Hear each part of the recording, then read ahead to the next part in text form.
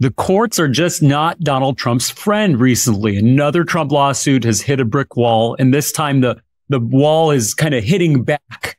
The 11th Circuit down in the South didn't just affirm the dismissal of Trump's crazy RICO lawsuit against Hillary Clinton, James Comey, the DNC, a bunch of other people.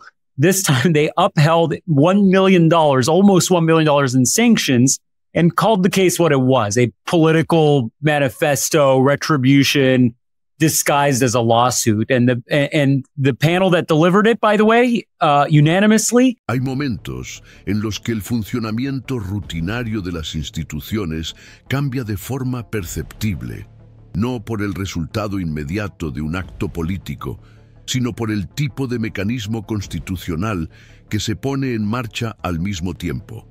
El 11 de octubre de 2025, la Cámara de Representantes de los Estados Unidos fue notificada formalmente de la presentación de nuevos artículos de destitución contra el presidente Donald J. Trump.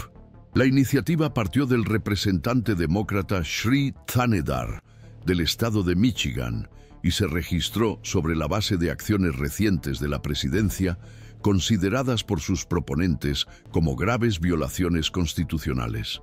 En el mismo intervalo de 48 horas, los informes señalaron que los miembros del gabinete presidencial estarían discutiendo, en reuniones privadas, la posibilidad de invocar la 25ª enmienda para declarar al presidente incapaz de ejercer sus funciones.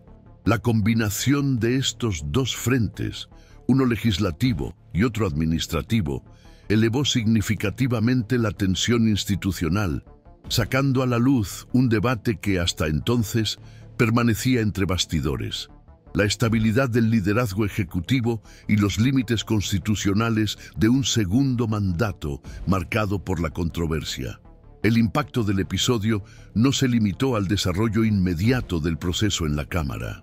La superposición sin precedentes de dispositivos de destitución presidencial, activados por diferentes instancias del poder federal, desplazó el debate del ámbito político electoral al terreno del funcionamiento estructural de la democracia estadounidense.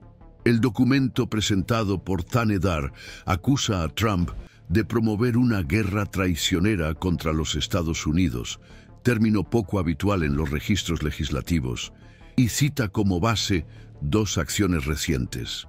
La emisión de una orden ejecutiva que clasifica unilateralmente al movimiento Antifa como organización terrorista y la supuesta destitución de un fiscal federal que se habría negado a iniciar investigaciones contra los adversarios políticos del presidente. Para los autores de la solicitud, estos actos evidencian un patrón de abuso de autoridad y desviación de fines en el ejercicio del poder ejecutivo, con impactos directos en los pilares del sistema de controles y contrapesos. Organizaciones jurídicas no partidistas, como el grupo Free Speech for People, han actualizado sus informes para incluir estos hechos entre los fundamentos constitucionales que, según sus análisis, podrían justificar la apertura de un proceso formal de destitución. El uso de la expresión amenaza actual y continua para describir la conducta presidencial refleja un cambio en el vocabulario legislativo, lo que marca un intento de enmarcar la cuestión no como un desvío episódico, sino como una crisis funcional en curso. Paralelamente, fuentes vinculadas a asesores jurídicos y miembros del equipo de seguridad nacional indicaron que se estarían llevando a cabo debates internos sobre la posible aplicación de la sección 4 de la 25ª enmienda. A diferencia de los artículos de destitución que requieren tramitación legislativa, la 25ª enmienda permite al propio Ejecutivo destituir temporalmente al presidente de su cargo, si el vicepresidente y la mayoría del gabinete declaran formalmente que está incapacitado para desempeñar sus funciones. Esta medida, aunque prevista en la Constitución desde 1967, nunca se ha utilizado sin el consentimiento del presidente en ejercicio. La información divulgada hasta el momento no confirma la participación nominal de miembros específicos del gabinete, pero sugiere un alto grado de inquietud dentro del núcleo decisorio de la Casa Blanca. La hipótesis considerada por algunos asesores es que la conducta reiterada de incumplimiento de las normas constitucionales equivaldría, en términos prácticos, a la incapacidad funcional descrita en el texto de la enmienda. Si valora una lectura clara de los acontecimientos institucionales y prefiere comprender los hechos en lugar de reaccionar a versiones fragmentadas, suscríbase al canal para seguir los análisis continuos sobre el panorama político de los Estados Unidos. El registro simultáneo de una solicitud formal de destitución en la Cámara y de articulaciones internas para la posible aplicación de la 25ª enmienda constituye un punto fuera de lo común en la historia institucional estadounidense.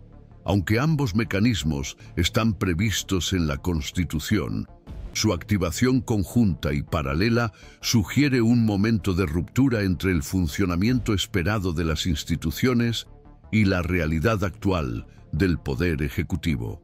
La situación aún está en desarrollo, pero la convergencia de acciones apunta a una etapa delicada en la relación entre los poderes y plantea preguntas legítimas sobre la resiliencia de las estructuras democráticas ante los continuos desafíos a la autoridad normativa de la Constitución. La articulación simultánea de dos instrumentos constitucionales destinados a limitar el poder presidencial no surgió de forma aislada o repentina. Es el resultado de una convergencia institucional más amplia, construida a lo largo de meses a través de tensiones acumuladas, manifestaciones de preocupación jurídica y enfrentamientos entre órganos del Estado sobre los límites de la autoridad ejecutiva en el actual mandato. Desde que asumió el cargo en enero de 2025, Donald Trump ha sido objeto de una observación continua por parte de los parlamentarios de la oposición, grupos jurídicos independientes e incluso segmentos del propio aparato federal. Este seguimiento no se debe solo a divergencias políticas, sino a una serie de iniciativas presidenciales que se han interpretado como intentos de ampliar las prerrogativas constitucionales más allá de lo que permiten los dispositivos legales. Es en este contexto que la reactivación del debate sobre el juicio político y la mención de la 25ª enmienda pasan a entenderse no como reacciones impulsivas, sino como respuestas institucionales acumuladas a una serie de decisiones consideradas atípicas y jurídicamente controvertidas. La primera de estas decisiones, citada como detonante en la nueva solicitud de juicio político, fue la orden ejecutiva del 9 de octubre que declaró al movimiento Antifa como organización terrorista. Aunque se trata de un grupo ampliamente debatido en el ámbito político y de seguridad interna, la medida presidencial ignoró los pasos previstos en la legislación para este tipo de designación, como la actuación conjunta con el Departamento de Estado y la aplicación de criterios específicos definidos por la Ley de Inmigración y Nacionalidad. Juristas de diferentes tendencias ideológicas expresaron sus reservas sobre la legalidad de la decisión, señalando que podría inaugurar una jurisprudencia informal que permite al Ejecutivo etiquetar unilateralmente a cualquier organización como terrorista basándose en criterios políticos. La consecuencia práctica de este encuadre no se limita a la retórica. A partir del momento en que un grupo es calificado formalmente como terrorista, sus miembros o simpatizantes pueden ser sometidos a vigilancia extraordinaria, bloqueo de bienes, restricciones judiciales y enmarcado penal en virtud de las leyes de seguridad nacional. Por lo tanto, la medida tiene implicaciones directas sobre los derechos civiles y la actuación de las agencias federales, y su carácter unilateral ha sido interpretado por diversas instituciones jurídicas como una desviación preocupante del proceso legal habitual. La segunda decisión mencionada en la solicitud de destitución se refiere a la supuesta interferencia directa del presidente en la Fiscalía Federal. Según fuentes consultadas por los medios de comunicación, un fiscal habría sido presionado para iniciar investigaciones penales contra figuras públicas que expresaron su oposición a la actual administración. Ante su negativa, por falta de base jurídica, el profesional habría sido destituido de sus funciones por decisión directa de la Casa Blanca. Esta narrativa, aún en fase de investigación, reactivó una alerta que desde hace años impregna el debate jurídico en Estados Unidos: el uso del aparato estatal como instrumento de persecución política. Varias asociaciones de jueces y fiscales emitieron comunicados enfatizando la necesidad de blindar institucionalmente el sistema judicial, reforzando que cualquier intento de manipular investigaciones en beneficio personal o partidario constituye una grave violación del principio de imparcialidad administrativa y del debido proceso legal. La mención de este episodio en el texto de la destitución no se da de forma aislada, sino como parte de una línea argumentativa que busca evidenciar un patrón de comportamiento en el que las decisiones del gobierno se utilizarían como medio para neutralizar las disidencias internas y externas al Ejecutivo. Estos dos episodios, tomados en conjunto, fueron el punto de inflexión para las organizaciones jurídicas que venían monitoreando la gestión de Trump desde el inicio de su segundo mandato. El grupo Free Speech for People, por ejemplo, que mantenía un registro continuo de posibles violaciones constitucionales, actualizó su informe para incluir las dos acciones entre los fundamentos más recientes que, según su evaluación, justificarían una nueva ronda de responsabilización formal. Este tipo de documentación ha sido utilizada como insumo por legisladores interesados en fundamentar solicitudes de destitución con mayor densidad jurídica. Pero lo que llama la atención en este caso específico es el hecho de que, paralelamente al uso legislativo de estos informes, miembros del Ejecutivo también comenzaron a recurrir a argumentos similares para sustentar discusiones internas sobre la aplicabilidad de la 25ª enmienda. Esta convergencia ayuda a entender por qué, incluso sin una coordinación explícita, las dos iniciativas, la parlamentaria y la administrativa, avanzaron en paralelo en un corto intervalo de tiempo. A nivel interno del gobierno, los informes sobre la posible activación de la sección 4 de la 25ª enmienda revelan el grado de preocupación de determinados sectores del gabinete con la gestión presidencial. De acuerdo con la Constitución, esta cláusula solo puede aplicarse si el vicepresidente y la mayoría de los secretarios declaran que el presidente es incapaz de cumplir con sus funciones. Sin embargo, el texto no define con precisión si esta incapacidad debe ser exclusivamente física o si puede incluir incapacidades funcionales, como violaciones reiteradas del orden constitucional. Es precisamente en este punto donde se centra el debate actual. Parte de los expertos en derecho constitucional defienden que la enmienda fue pensada para situaciones de accidente, enfermedad o pérdida de conciencia. Otros, sin embargo, argumentan que un presidente que incumple sistemáticamente los límites legales y compromete la integridad de las instituciones puede considerarse, en la práctica, incapaz de cumplir con el juramento constitucional de velar por las leyes del país. Esta tensión interpretativa, por sí sola, ya bastaría para hacer que este momento fuera inédito. Pero cuando se asocia a un proceso legislativo paralelo, configura un escenario institucional de superposición crítica. Si le interesan los temas constitucionales y desea comprender los mecanismos institucionales en juego, considere la posibilidad de suscribirse para seguir los análisis futuros centrados en la evolución de los procesos de toma de decisiones en Washington. A partir de ese momento, los dilemas a los que se enfrentan los miembros del gabinete se vuelven tan políticos como jurídicos. El costo de activar la 25ª enmienda es elevado. Cualquier miembro del gobierno que firme un documento declarando al presidente incapacitado corre el riesgo de ver su carrera terminada, de ser tildado de traidor por una base electoral movilizada y de enfrentarse a la resistencia dentro de su propio partido. Aún así, la existencia de estas conversaciones indica que, para algunos, el riesgo de la omisión comienza a parecer mayor que el de la exposición.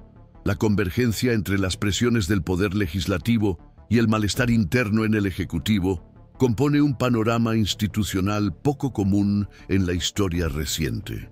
No hay garantía de que ninguna de las dos vías dé lugar a la rendición de cuentas o a la destitución, pero ambas ya han producido un efecto concreto. Han abierto un nuevo capítulo en el debate sobre los límites del poder presidencial en Estados Unidos. La convergencia entre el protocolo de los nuevos artículos de destitución y los movimientos internos sobre la aplicación de la 25ª enmienda ha generado una serie de interpretaciones que van más allá de la división entre los campos políticos tradicionales. Se trata, en esencia, de una disputa sobre el papel que deben desempeñar los engranajes institucionales cuando se enfrentan a una presidencia marcada por sucesivos episodios de inestabilidad. Para una parte significativa de la academia jurídica y de la opinión pública atenta, el contexto actual representa una prueba real de las cláusulas de emergencia del sistema democrático estadounidense.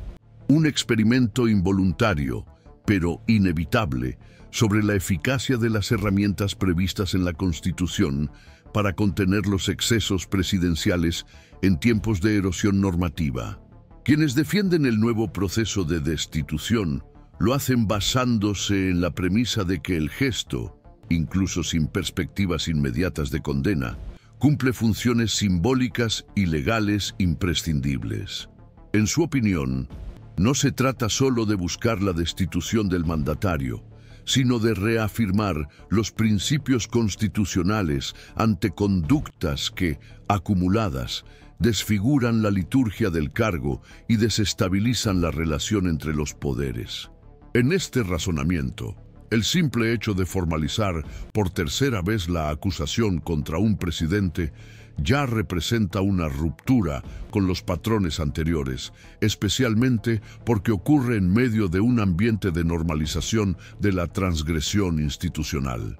Para estos analistas, el Congreso tiene la obligación histórica de registrar, en el cuerpo legislativo, su respuesta ante situaciones que desafían los límites de la convivencia democrática, incluso cuando el escenario político no garantiza los votos necesarios para un resultado condenatorio.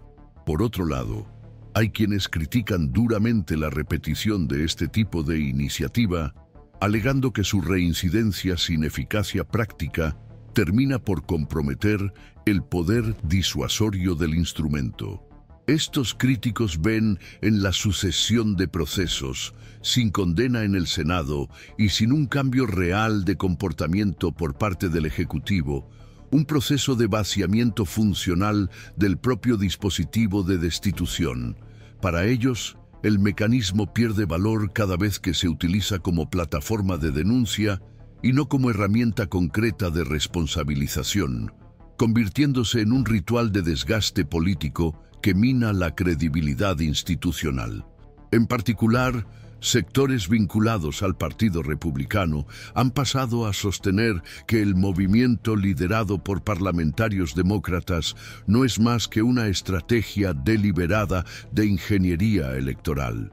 La interpretación es que, ante la dificultad de cambiar el rumbo político mediante el voto, los opositores estarían utilizando la maquinaria legislativa para crear una atmósfera de descrédito continuo en torno al presidente, apostando a que la acumulación de denuncias podría afectar el desempeño en las elecciones de mitad de mandato previstas para el año 2026.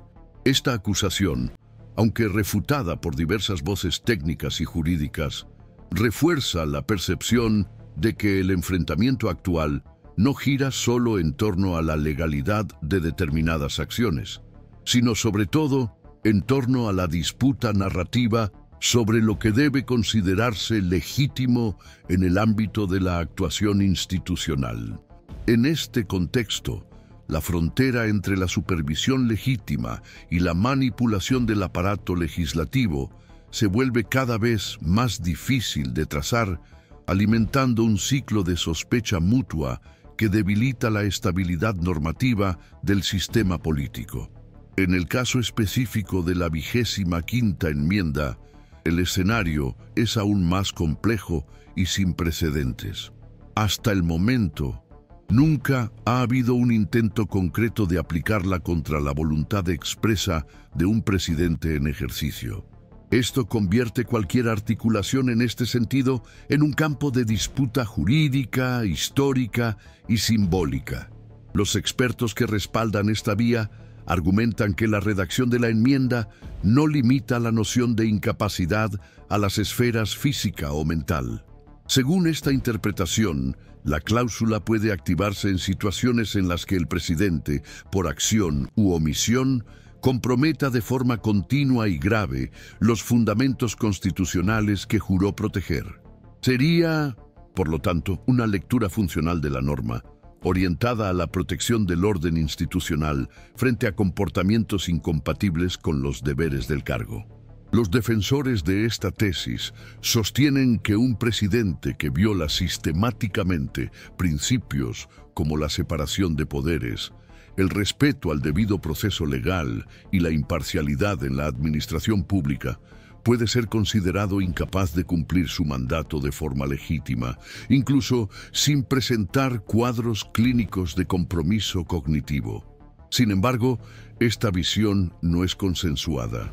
Hay juristas y constitucionalistas que alertan sobre los peligros de flexibilizar excesivamente el concepto de incapacidad, permitiendo que los líderes políticos utilicen la enmienda como instrumento para impugnar el estilo de gobierno o las orientaciones ideológicas del presidente en ejercicio.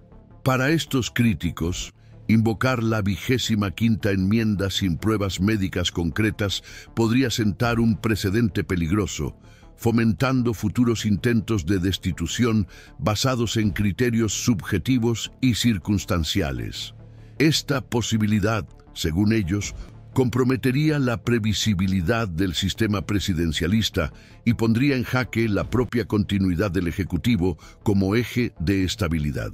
En su opinión, el uso inadecuado de la cláusula, aunque respaldado por interpretaciones jurídicas, podría convertir el núcleo del poder en un campo de disputa continua, debilitando la autoridad de la presidencia y generando un ambiente de inseguridad institucional permanente. Si le interesan las reflexiones profundas sobre el funcionamiento del sistema democrático de los Estados Unidos, le invitamos a mantenerse al tanto de nuestros análisis, que ofrecen una visión crítica y fundamentada sobre los grandes impases de nuestro tiempo. A medida que los debates avanzan y se polarizan, también crece el cuestionamiento sobre el impacto acumulado que este conjunto de mecanismos de rendición de cuentas podría tener en la arquitectura institucional del país. Observadores atentos alertan sobre el riesgo de que el uso reiterado de dispositivos como el juicio político o la 25ª enmienda, sin resultados definitivos ni un consenso político mínimo, contribuya a una erosión progresiva de la autoridad presidencial. En otras palabras, incluso sin destituir formalmente al jefe del Ejecutivo, el uso constante de instrumentos de contención puede alterar, en el imaginario colectivo, el significado mismo del cargo. La presidencia deja de percibirse como un mandato dotado de autoridad legítima para convertirse en una función bajo amenaza continua, debilitada por las sospechas y las tensiones entre los poderes. Además, existe el riesgo de que este proceso alimente una cultura de normalización del conflicto institucional, en la que cada nuevo impasse genere expectativas automáticas de sanciones que, a su vez, no se materializan, provocando frustración social y desacreditación de los mecanismos de control. En términos prácticos, aún no está claro qué camino será viable a corto plazo. El panorama legislativo sigue fragmentado, con incertidumbres sobre la existencia de una mayoría suficiente en la Cámara de Representantes para aprobar los nuevos artículos de destitución, ni sobre la disposición de los senadores a llevar adelante un juicio con resultado condenatorio. Del mismo modo, el ambiente dentro del gabinete presidencial sigue siendo inestable, sin indicios concretos de que haya consenso entre sus miembros y el vicepresidente para aplicar la cláusula de incapacidad prevista en la 25ª enmienda.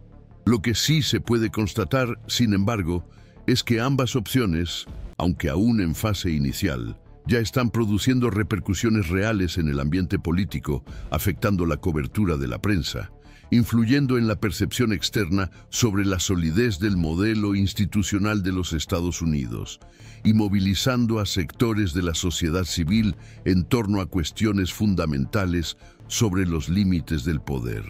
El desenlace sigue abierto y estará determinado por una compleja combinación de factores jurídicos, posiciones partidistas y, sobre todo, por la resiliencia de las instituciones ante una crisis multifacética.